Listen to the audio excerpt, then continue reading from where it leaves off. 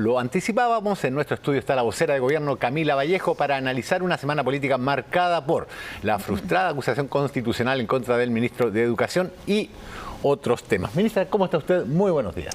Muy bien, muy buenos días, Rafa. Un gusto tenerla por acá una vez más. Muchas gracias. Tenemos al presidente en Europa haciendo algunas declaraciones sobre los 30 años, sobre lo importante del combate a la corrupción, sobre la necesidad de diferenciar cuando hay políticos o empresarios vinculados a la corrupción y los que no, por esta tendencia a decir todos los políticos o todos los empresarios son iguales. Una visita que en algún momento, no sé si estuvo en duda, pero fue cuestionada por integrantes de la oposición. ¿Cómo evalúa esta visita usted?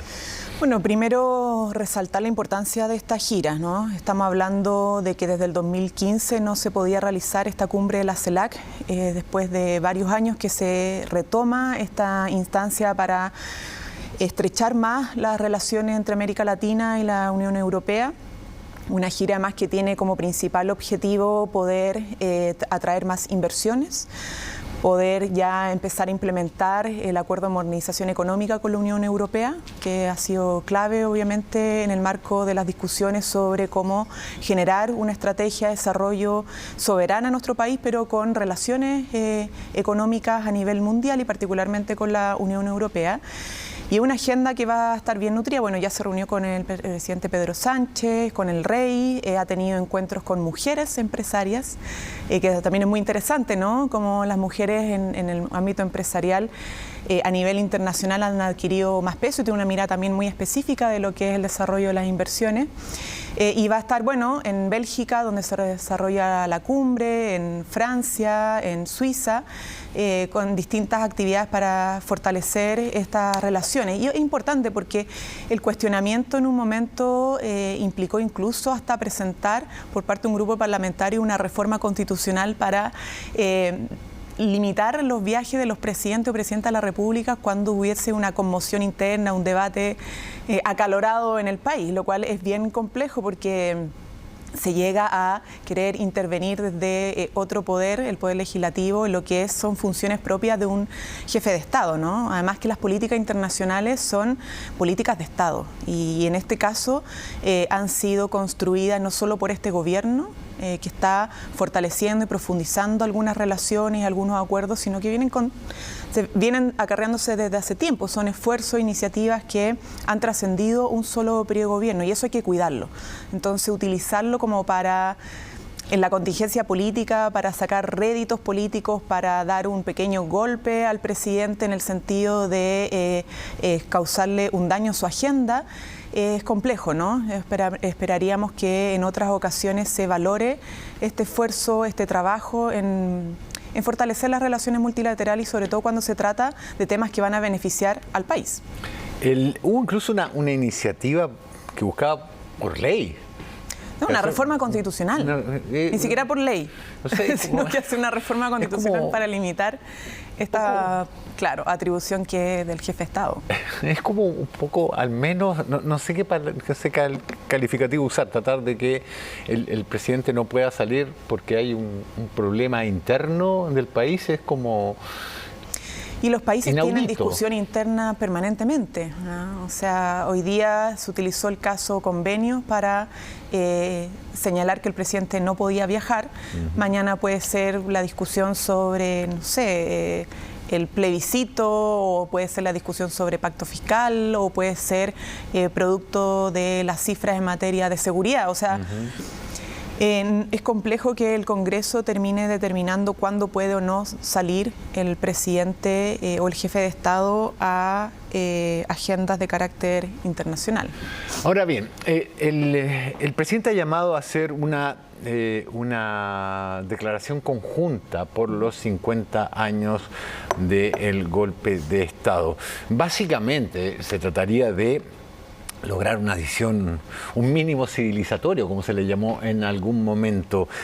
Hay buena disposición de parte de la oposición, que hoy además integra grupos más de corte más derechista y más populistas en la discusión legislativa. ¿Qué recepción ha tenido esa iniciativa?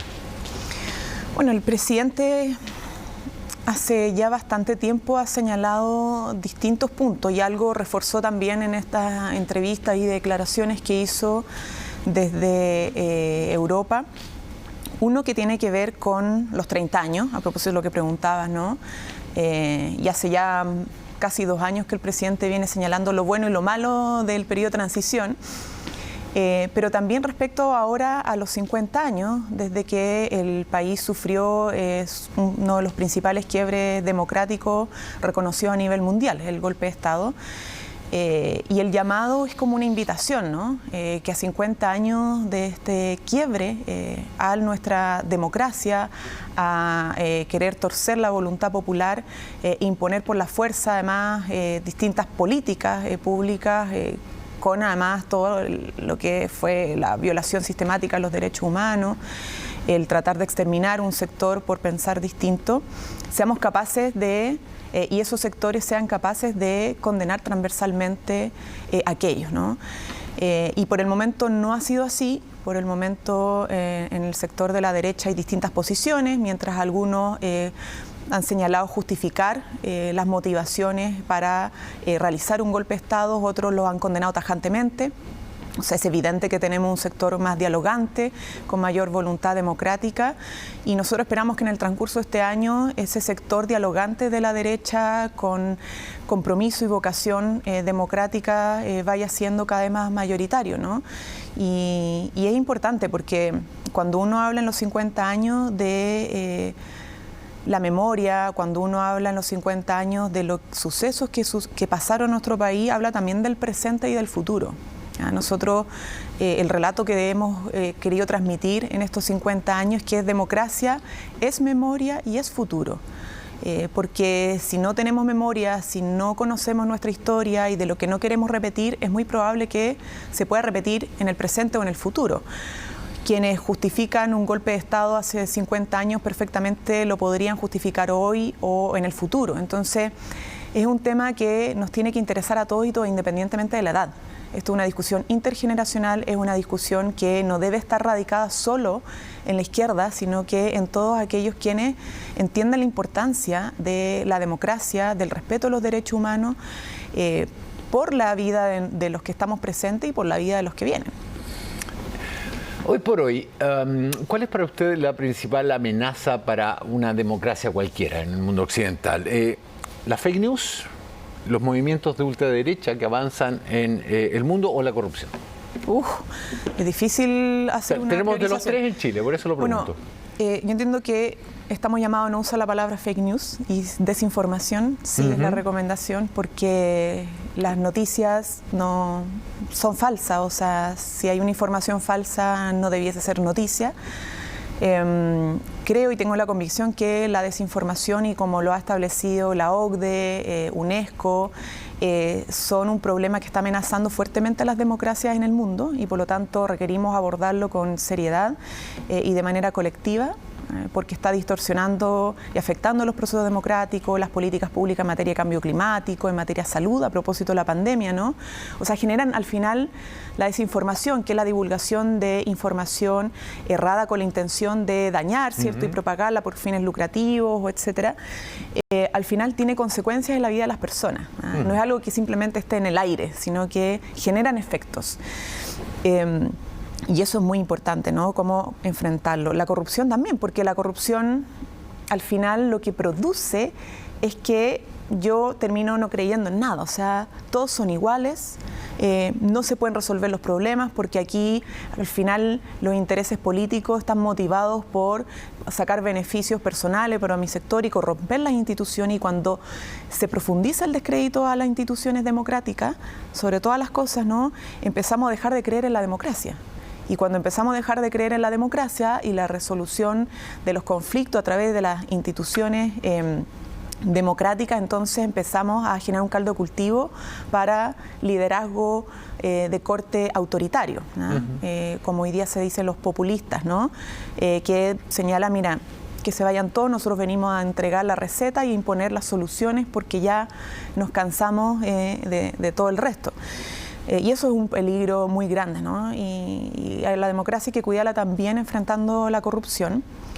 ¿Y lo otro que tú me señalabas? Movimientos de ultraderecha populistas, tipo Trump, Bolsonaro. Bueno, ahí se juntan un poco distintas cosas, ¿no? Los movimientos ultraderechistas y los movimientos que tienden a ser fanáticos en general, ¿no? El fanatismo le hace daño a la democracia y la ultraderecha obviamente en estos momentos está reflejando aquello, podría ser de ultraizquierda, ¿no?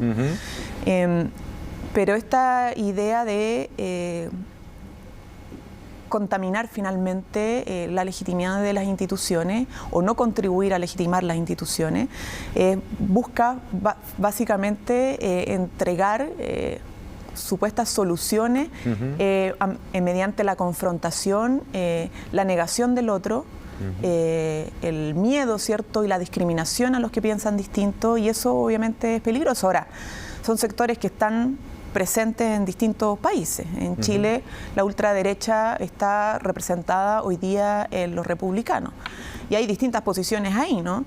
Y hoy día tiene una alta representación en el Consejo Constitucional. Entonces, ¿cómo uno puede, más que atrincherarse frente a esas posiciones, ver cómo resolvemos a través del diálogo los distintos problemas que todavía están presentes en nuestro país, ¿no? Entonces, es un fenómeno global, pero viendo también la realidad local, nosotros estamos llamados y llamadas a ver cómo ponemos siempre en el centro a las personas. O sea, si queremos cambiar la Constitución, hoy día tenemos una mayoría o una fuerte presencia de la ultraderecha en el Consejo Constitucional, ¿eso implica que no avancemos? No, tenemos que poder avanzar. Pero siempre, claro, ojalá con el llamado en el centro de que primen las posiciones dialogantes en la oposición, como fue en el comité de expertos, por ejemplo, ¿no? Claro. Que se logró avanzar en una propuesta con la derecha presente ahí y hoy día, bueno, hay que ver si es que esa misma voluntad está también presente en el Consejo Constitucional. Sí, me remito a la corrupción porque el presidente Boric ha dicho hoy en la mañana, dice que hay que lograr en esto que caiga quien caiga y no meter a todo el mundo en el mismo saco. Cuando un político o un empresario comete un acto de colusión o corrupción, se dice todos los empresarios son iguales, todos los políticos son iguales, y la verdad es que eso le hace muy mal a la democracia. No todos somos iguales, y esas distinciones finas hay que saber hacerlas y hay que tener proporción respecto a cuál es el tipo de delito o falta que se comete. Y lo pregunto porque, claro, en el avance de movimientos populistas, ya sea de derecha o de izquierda y autoritarios, es algo que el votante decide, porque en el torno a las informaciones falsas suele a nivel mundial controlarse por organizaciones que dependen de la sociedad civil, pero corrupción es algo que le compete al gobierno. Hay una decena de investigaciones sobre estos convenios por trato directo. Algunas afectan a la oposición, pero mayoritariamente al gobierno, y es probablemente, aunque lo miremos bajo el impacto del escándalo de la noticia, una de las amenazas para la democracia más fuertes que tiene no solo Chile, el mundo. Los escándalos de corrupción han sido como la fase previa a varios ascensos de movimientos de tipo autoritario en diversas partes del mundo, precisamente porque se empieza, como dice el presidente, a meter a todo el mundo en el mismo saco. Y en ese sentido es el gobierno el llamado a controlar y a investigar y a dar mayor firmeza en la lucha contra la corrupción. O sea, no solo el gobierno, aquí tiene un rol también el Ministerio Público. Correcto, el Estado. El Estado, ya, es importante esa precisión, porque el Estado son varias instituciones y dentro de eso está el gobierno como poder ejecutivo, o por ejemplo los municipios, los gobiernos regionales. No olvidar que hay casos también que implican hoy día gobiernos regionales, y los gobiernos regionales no son del gobierno del presidente Boric, son autoridades. En O'Higgins, de hecho. Claro. Mira, yo creo que lo importante y la posición nuestra del gobierno es que esto no se puede transformar en una cacería de brujas, porque al final si metemos a todos en el mismo saco, nadie es responsable, ¿ah? Y caemos en la lógica de lavar responsabilidad incluso de aquellos que efectivamente metieron no solo las patas, sino que las manos, ¿ah? Y ¿Hubo gente que metió las manos? O sea, eso lo tiene que terminar la justicia, porque eso también es muy importante. Nosotros queremos justicia, pero no somos los jueces. Nosotros no podemos determinar si una persona cometió delito y qué delito, porque eso lo hace la justicia, no lo hace el Poder Ejecutivo, no lo hace el gobierno. Nosotros podemos colaborar con la justicia, podemos poner todos los antecedentes porque intuimos, porque sospechamos que puede configurarse un delito, ¿no? Pero otra cosa muy distinta es que la justicia finalmente, después de las investigaciones que realice, la Fiscalía, los jueces determinan, efectivamente esto configura un delito y hay una sanción. Entonces, eso es súper importante porque si no caemos en que, o sea, puede terminar chacreándose esta discusión si es que todos porque sacan un tuit, porque alguien denuncia algo y porque dice, mira, este amigo de no sé cuánto, o sea, al final hay que tomárselo con responsabilidad, porque si no nos vamos a encontrar la verdad, nos vamos a encontrar la justicia y nos vamos a encontrar los responsables de actos que dañan la probidad administrativa o actos que finalmente son delitos, ¿no? Entonces, esto tiene que ser caiga quien caiga, porque no puedes tú hacer diferenciación entre alguien que es de izquierda, alguien de centro, alguien de derecha. O sea, los mismos estándares para todos y si hay responsables de lado y lado, tienen que pagar ante la justicia. Pero tampoco se trata de meter a todo en el mismo saco. Hoy día lo que pasa es que, por ejemplo, porque una fundación tuvo un acto que, por el momento, bueno, hay que investigar, pero ya es bien sospechoso el caso de Democracia Viva, ¿no? Que todos condenamos. Ahora, resulta que todas las fundaciones son sujetos de sospecha, ¿no? Claro. Y todas son corruptas. O que porque un funcionario cometió un ilícito, resulta que ahora todos los funcionarios, por cumplir la función pública, son sujetos de sospecha. Eso no nos ayuda en nada, porque al final, cuando insisto, diluyen las responsabilidades en todos y todas, no establecemos la responsabilidad donde tienen que estar. Ahora, nuestra labor es que exista investigaciones, las administrativas, que es lo que corresponde al Poder Ejecutivo, la colaboración con la justicia entregando la información, se le ha estado entregando la información a tanto el Consejo de Defensa del Estado como al Ministerio Público. En tercer lugar, prevenir que esto no vuelva a pasar, porque junto con verdad y justicia respecto a estos casos hay que evitar que vuelvan a pasar, ¿no?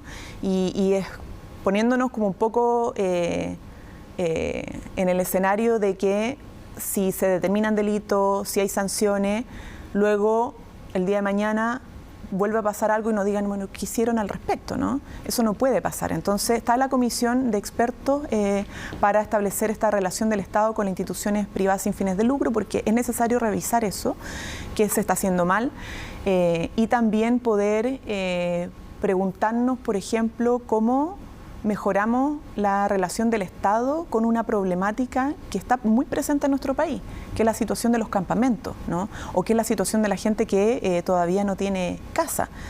Entonces, ¿cómo transformamos esta discusión también en una oportunidad de mejora en el ámbito de política pública, pero también en el rol del Estado con sus colaboradores? ¿Mayor rol del Estado en este punto particular? Mira, nosotros consideramos que era muy importante convocar a estos expertos y expertas transversales para que en 45 días, en tiempo bastante récord, elaboren propuestas de cómo mejoramos la relación del Estado con las instituciones privadas sin fines de lucro. Son muchas, claro. Son miles que existen en nuestro país y que tienen distintas funciones, han elaborado distintos proyectos. Esto es para llegar y cortar esa relación del Estado con las instituciones privadas sin fines de lucro, porque pueden haber el amigo de que trabajó una vez o mejoramos esa relación para más transparencia, mayor eficiencia. Alberto Larraín, de Procultura, me decía que antes se pedía una experiencia de 5 años en el rubro, en el área, en el giro, que ahora eso bajó a 6 meses de existencia, no de experiencia, de existencia. ¿Es un error haber bajado tanto los umbrales de participación de este tipo de corporaciones? Yo creo que los efectos obviamente son perjudiciales porque se pone la sospecha obviamente sobre esta sensación más bien de que se crean fundaciones para postular rápidamente a proyectos sin la experiencia necesaria, ¿no? Entonces yo creo que es importante como esperar también los resultados. Hay distintas propuestas. El senador Juan Luis Castro creo que presentaba una que tenía que ver, por ejemplo, con que las fundaciones que participan en campañas no participen en la postulación a fondos públicos. Es una idea, ¿no? Y pueden haber otras propuestas de que se exijan más años de experiencia, o que los que tengan menos experiencia no puedan postular a fondos sobre, qué sé yo, 50 millones de pesos, 100 millones.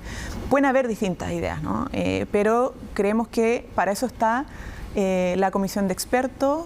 Nosotros, al menos como Ejecutivo, vamos a esperar gran parte de esos resultados para hacer una política pública seria y robusta en materia de la relación del Estado con instituciones privadas sin fin de lucro, sin perjuicio que ya hay igual una agenda de probidad y transparencia que ha estado avanzando en el Congreso, que viene de antes, que no es a propósito de este caso, y sin perjuicio también de lo que se puede hacer en el marco de la ley de presupuesto, porque, bueno, yo fui parlamentaria y conozco muy bien de que las discusiones en la ley de presupuesto, en general, tanto Ejecutivo como Congreso, hemos sido muy buenos para crear glosas.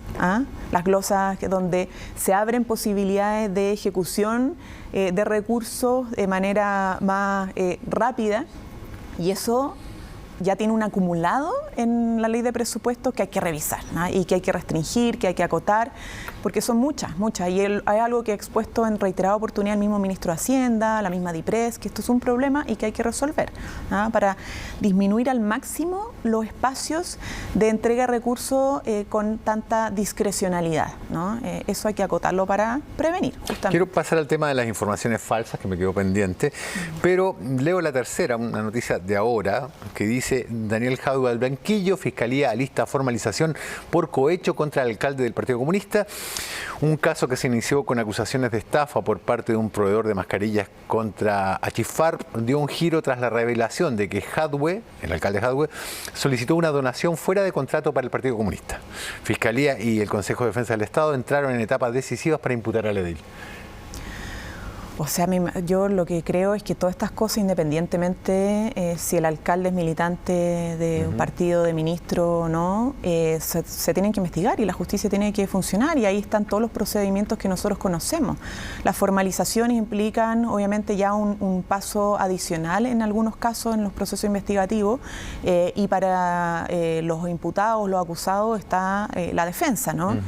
Entonces creo que en esto hay que esperar que la institución funcione y que la justicia determine efectivamente si hay un delito o no. Y eso va para todos, ¿no? Tanto para el caso Recoleta, Torrealba. O sea, hoy día los municipios han estado también siendo, en muchos casos, sometidos a procesos de investigación por distintos tipos de delitos. Y lo que esperamos nosotros como gobierno, y creemos también que espera la ciudadanía, es que finalmente se determine qué pasó, y si es que hubo delito, se sancione, ¿no? Y se sancione de manera proporcional a los efectos que causó el delito, ¿no?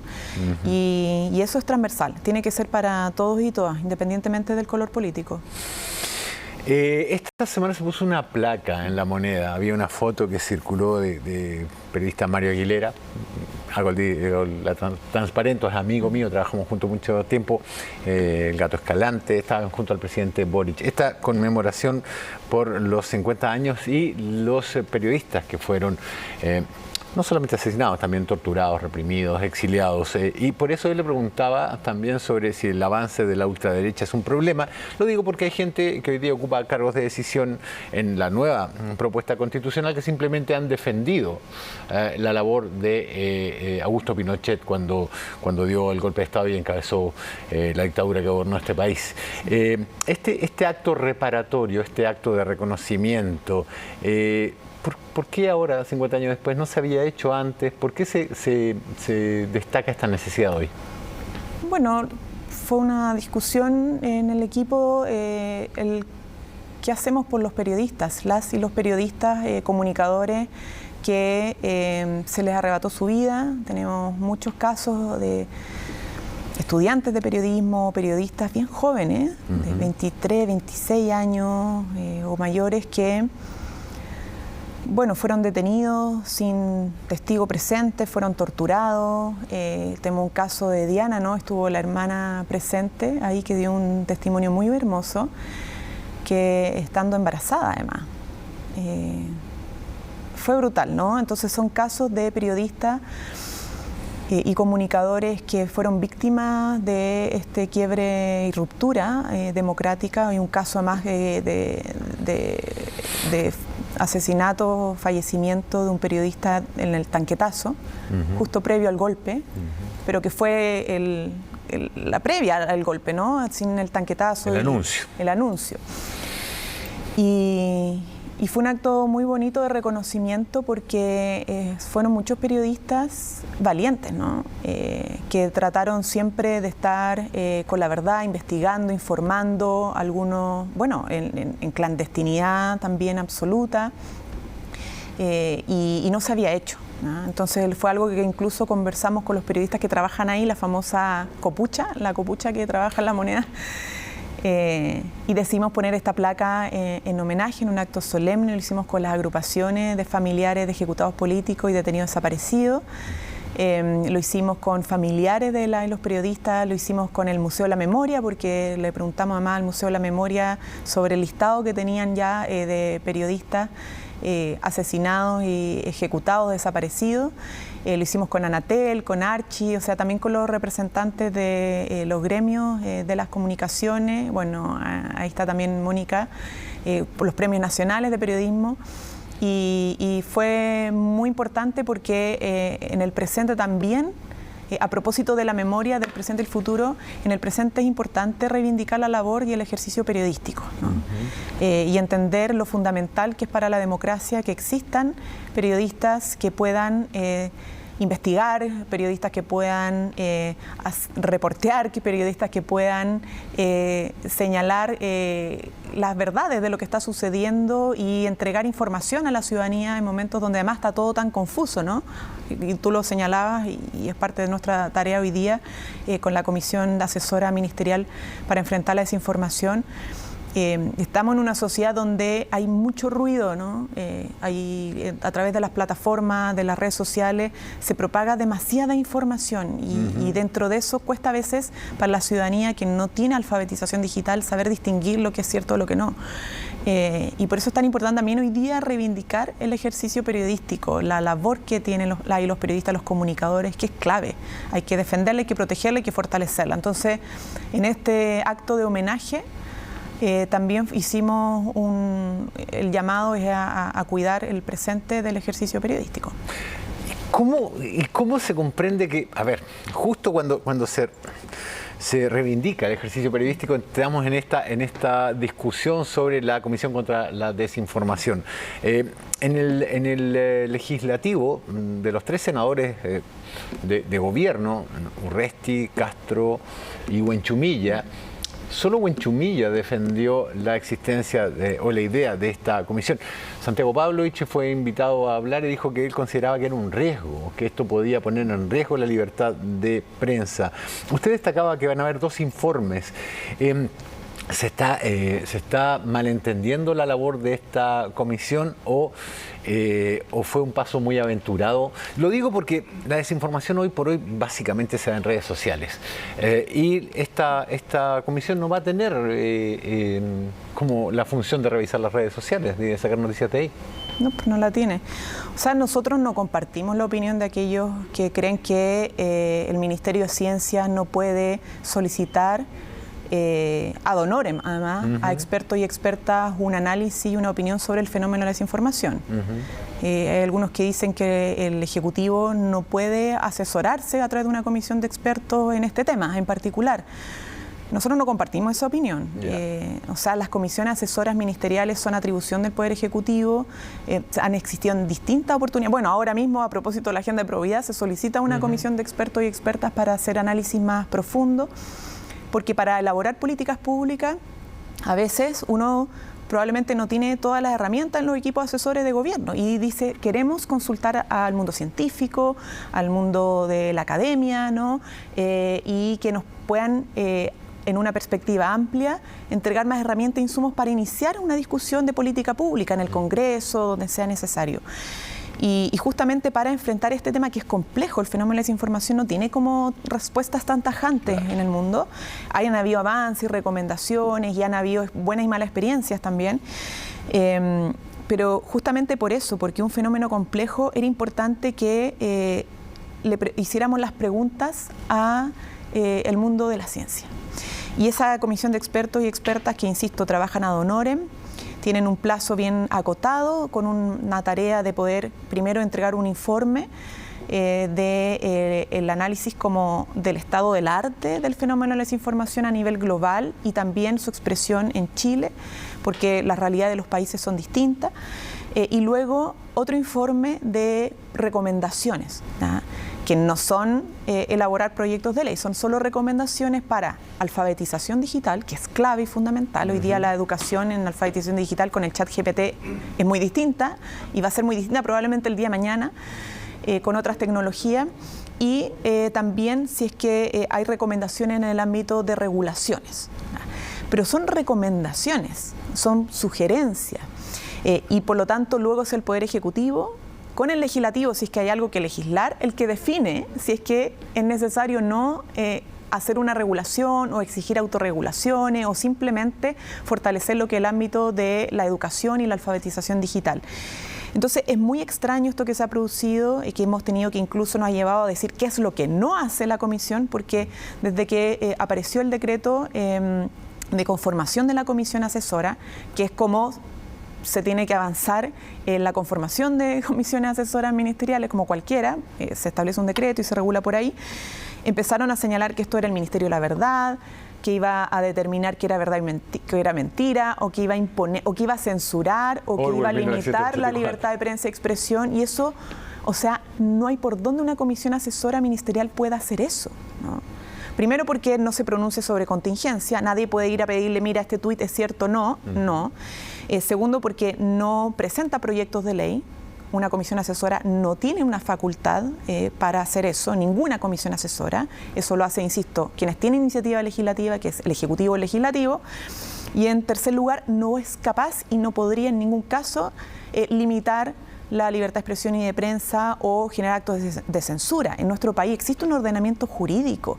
Si incluso a un parlamentario se le ocurriera hacer avanzar un proyecto de ley que vulnere la libertad de prensa, la libertad de expresión, incluso si llegase a ser aprobado en el Congreso Nacional, existen herramientas para poder hacer retrotraer aquello a través del Tribunal Constitucional o apelando o haciendo denuncia en instancias internacionales, la Comisión Interamericana de Derechos Humanos, etcétera. Entonces, es muy extraño eso. Ahora, nosotros hemos tenido toda la disposición de aclarar, pero los actos de censura, los actos que limitan la libertad de expresión son actos, y tienen que ejecutarse. Pasó con un caso en el sur de un alcalde que además de oposición y llevó a cerrar medios locales, y eso se llevó a instancias internacionales y se está teniendo que reparar por parte del Estado ese acto de censura.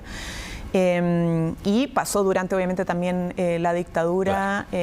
Tenemos casos y que han llegado a la justicia, pero esto no va en esa dirección, es un espacio que hay que aprovechar de debate y que esperamos, y con esto termino, que sea insumo para que luego también el Congreso, que tiene como 8 proyectos de ley que no han avanzado en esta materia, puedan avanzar en una discusión seria y responsable y sin caricatura. Estoy quedándome sin tiempo, pero no puedo dejar de preguntar por la reforma de pensiones. ¿Hay optimismo para lograr un acuerdo respecto a este 6% de cotización adicional y cómo se va a repartir, digamos, ya sea en fondo solidario o en capitalización individual?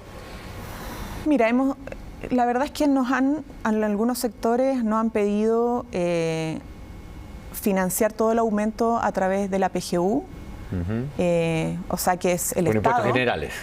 Claro, que por un lado nos dicen que el aumento sea a través de la PGU, que pague el Estado, pero al mismo tiempo no están disponibles a discutir una reforma tributaria. Claro. Esas contradicciones se tienen que resolver porque si no, no hay por dónde avanzar en aumentar las pensiones ahora. ¿El gobierno estaría abierto a hacerlo con impuestos generales? Pero eso va amarrado a una reforma tributaria. O sea, nuestra propuesta es que la PGU aumente 250.000 pesos a través de impuestos generales. Y la parte de la pensión autofinanciada, que no es la que te pone el Estado, que hoy día es mucho más baja que la PGU, en la gran mayoría de los casos, esa debería poder aumentar a través de este componente de la seguridad social. Nosotros hemos hecho los modelamientos, ustedes vieron que estuvimos en la prensa de cómo generaría un aumento ese seguro social, que es con el 6%, ¿no? Para aumentarle a los pensionados ahora. Sí, claro. ¿Ya? Que no basta la PGU. Entonces está este otro componente. Si todo va a capitalización individual, a los pensionados y pensionadas de ahora no vamos a poder aumentarle ese componente del seguro social solo a través de PGU. Pero tampoco podemos hacerlo a través de PGU si es que no avanzamos en reforma tributaria. Entonces tenemos una negativa, no en todo, y algunos se están abriendo, ¿cierto? Y valoramos las señales, por ejemplo, de Evópoli, pero nos piden aumentar la PGU ahora sin querer aprobar una reforma tributaria. Imposible. ¿Es un argumento tramposo ese? Un poco sí, o sea, es que es una contradicción, ¿no? Porque a menos que tengan una propuesta de cómo generamos un aumento ahora de las pensiones y no solo a 30, 40 años. Para los que están pensionados ahora, ya no están cotizando. Entonces, claro, no sirve la capitalización individual porque ellos no capitalizan ya, o sea, ya cotizaron. Entonces, si no tiene aumento por PGU porque no hay reforma tributaria, ¿qué les queda a los pensionados actualmente? Si no hay seguro social. Entonces, la gran pregunta no tiene que ver tanto con el instrumento, que es, tenemos flexibilidad y podemos discutirlo, ¿no? Y la ministra ya dijo, dio señales de un 4.2, por ejemplo, respecto. Claro. Pero el problema de fondo es cuáles son las propuestas que nos presentan, porque hasta el momento no hay, para aumentar las pensiones ahora. Claro. Ese es el punto central y no solo a futuro. Entonces esperamos que este diálogo avance, hay apertura, hay sectores más dialogantes en la oposición y yo quiero resaltar, porque no solamente en materia de pensiones, lo hemos tenido, por ejemplo, con Ignacio Briones en el plan de reactivación educativa, con Alfredo Moreno en la Comisión para la Paz. Hoy día hay algunas señales de disposición de diálogo para avanzar con los que piensan distinto en Evópoli y esperamos que eso se vaya reforzando en los próximos días, porque al final de cuentas, quienes están esperando respuesta y resolución de las diferencias y posibilidades de acuerdo son los pensionados en esta materia. Ministra Camila Vallejo, vocera de Gobierno, muchísimas gracias por todo el tiempo que nos ha dedicado acá en Chilevisión Noticias. Muchas gracias por la paciencia. No, por favor, gracias a usted. Escucharon.